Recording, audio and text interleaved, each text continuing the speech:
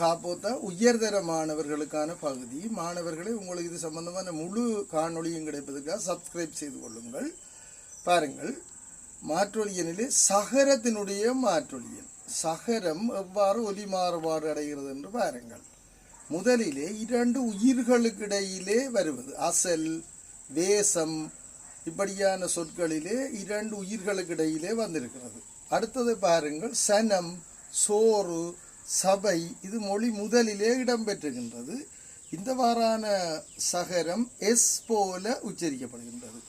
அடுத்தது இஞ்சி, மஞ்சள் போன்றன. இங்கு இனவழுத்தாகிய இஞ்ச், அதனை அடுத்து இஞ்சென்னாவை அடுத்து வருவதனால் அது ஜே போல உச்சரிக்கப்படுகிறது. அடுத்தது அச்சம்.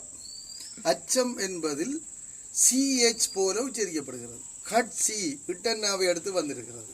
பயிற்சி இட்டன்னாவை அடுத்து வந்திருக்கிறது.